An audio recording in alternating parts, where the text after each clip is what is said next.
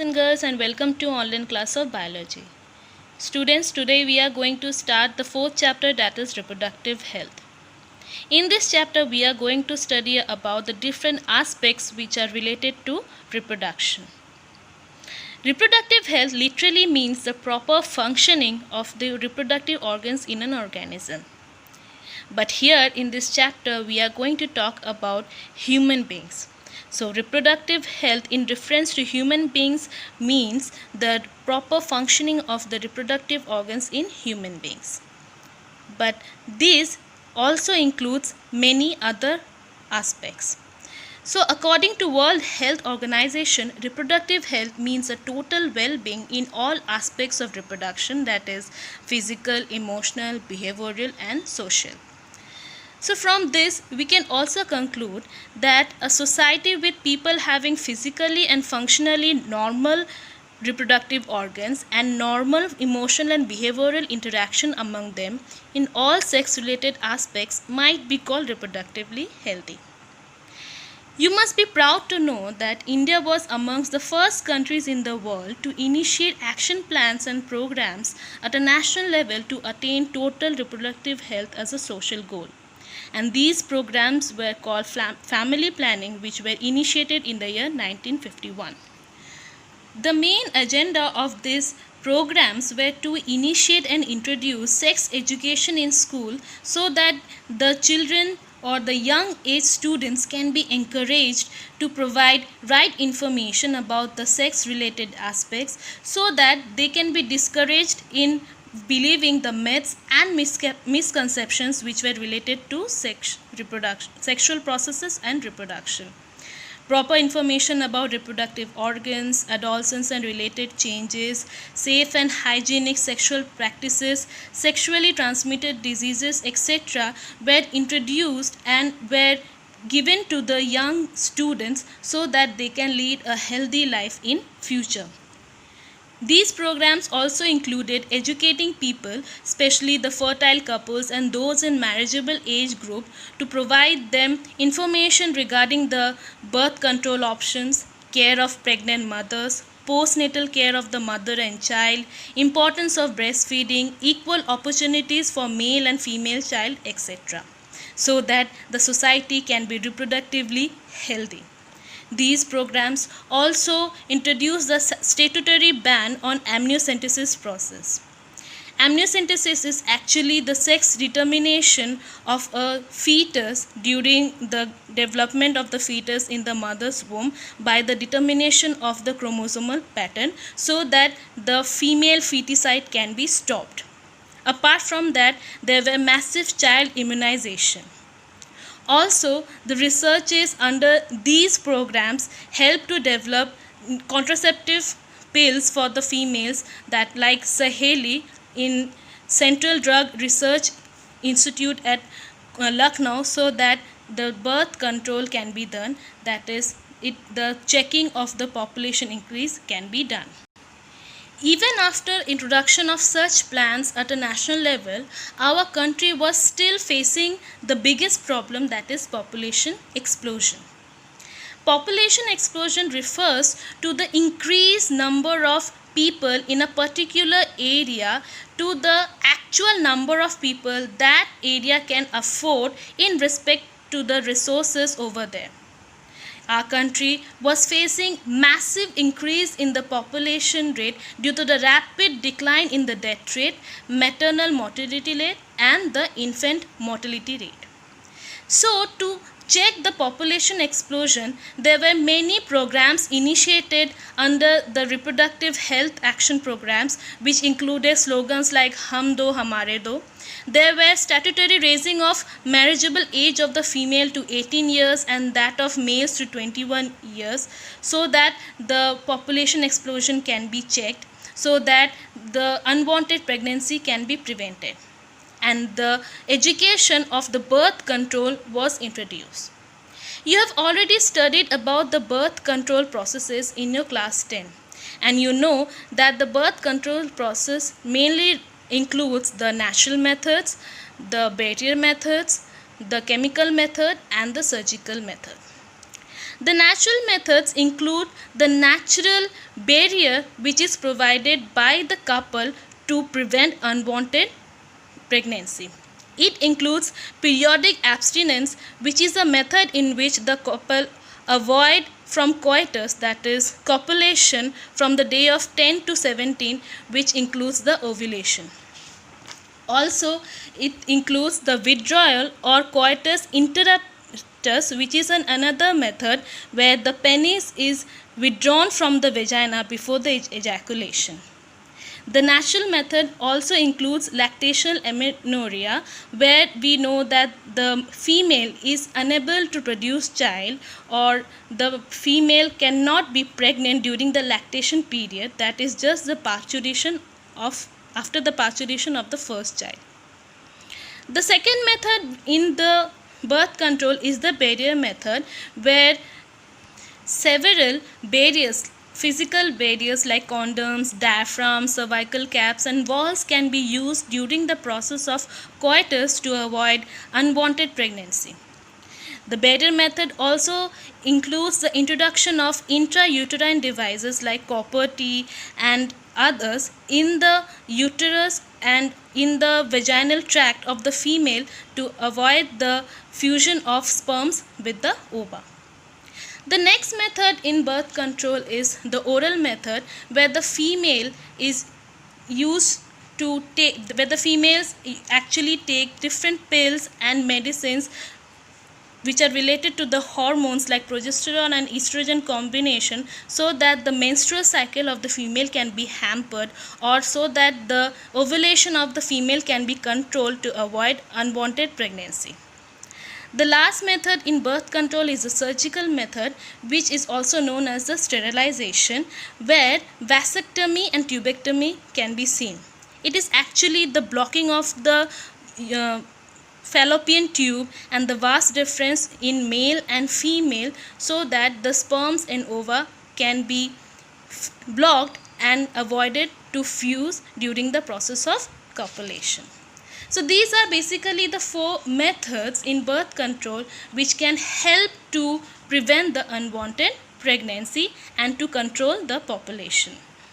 These methods were introduced in the school syllabus of the young ones so that they can become responsible towards the society in the future to control and participate in the population control process.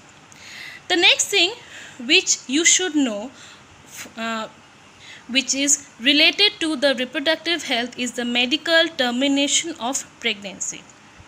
The medical termination of pregnancy, or simply abortion, is a process where the child or the fetus growing is killed, or you can say removed, for several reasons.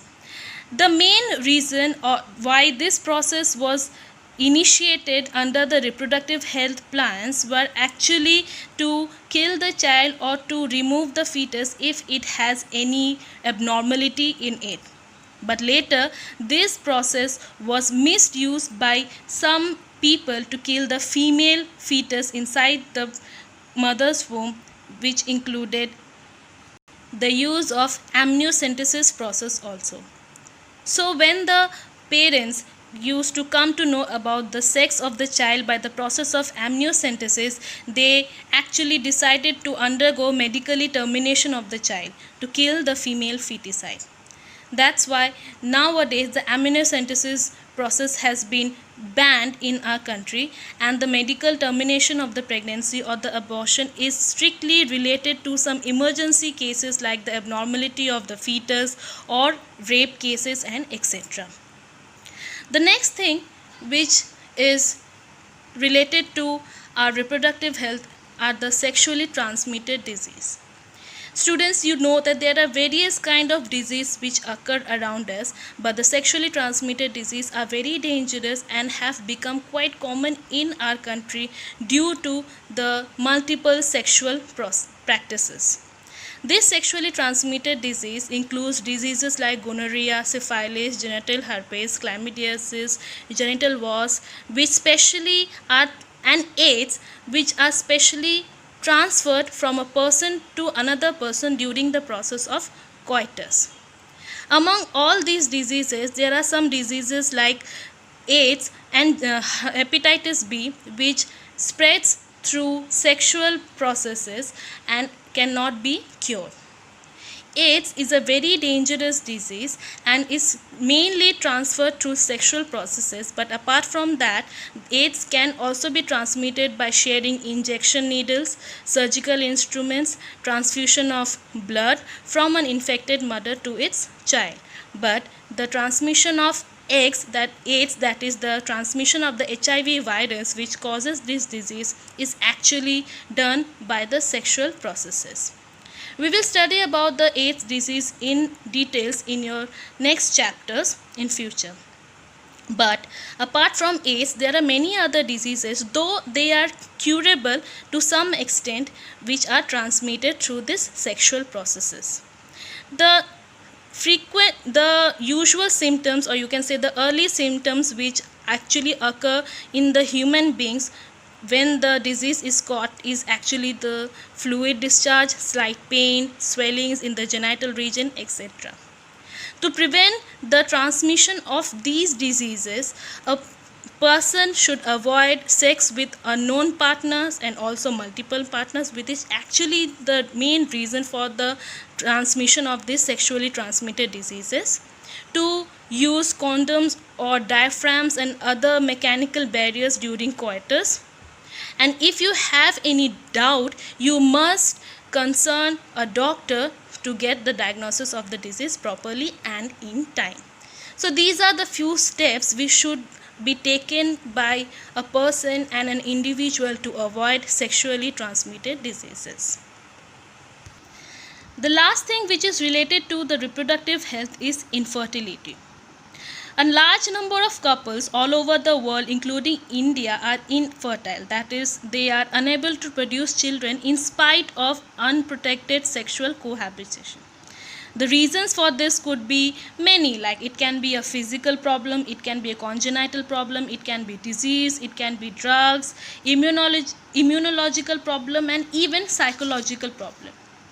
Due to the changes in the lifestyle of the people, in present time, there are many reasons which are actually increasing the number of infertile couples in our country and also in the world. But since there are problems, there are solutions also which has been invented. So to combat this problem of infertility, there has been many processes introduced by the science and its technology, like in vitro fertilization, zygote intrafallopian transfer, intrauterine transfer, in vivo fertilization, which actually help the infertile people to have their own child. The in vitro fertilization process actually involves the fusion of the sperm and the ova in the laboratory conditions. So, if a couple is infertile, then the sperm from the male father is taken, the ova from the wife or the female parent is taken and fused in the laboratory condition, and after the 8 blastomere condition, the zygote, after the fusion of the sperm and ova, when the zygote is formed and when it is in the 8 blastomere stage, it is then transferred in the fallopian tube of the female by the process zygote intrafallopian transfer. Also, the embryo is transferred in the uterus of the female, which is known as the intrauterine transfer. There is also another process which is known as gamete intrafallopian transfer, where the ovum from an infertile female is transferred to another female. Here the another female is known as the surrogate mother, who actually provides her own womb or the uterus for the development of the fetus, or you can say the development of the zygote of other female. So the ova here is of one female who is infertile, which is injected in the fallopian tract of another woman who is healthy and provides the environment for the growth of the child. Here the another woman is known as the surrogate mother, and sometimes in simple words this process is also known as surrogacy. Another process which is also done in this in vitro fertilization is the artificial insemination. This process actually includes the direct injection of the sperm in the female tract, so that the so that the female can get fertilized by the semen of the parent. Actually, whenever we talk about infertility, there are always a question that what is the reason of the infertility, and usually the mother is blamed for the infertility, especially in India. But there can be also chances that the male partner or the father is responsible for the infertility, because due to the advanced and change in the lifestyle, the sperm count of the father is actually decreasing. The sperm count in males is actually decreasing, and also there can be many problems like erection and withdrawal and others. So we should actually consult the doctor, and we should come to know about the actual reason which leads to infertility in a couple, rather avoiding the blaming process. With this, we finally finish the chapter. I hope you have understood whatever we have discussed today. That's all for today. Thank you, students.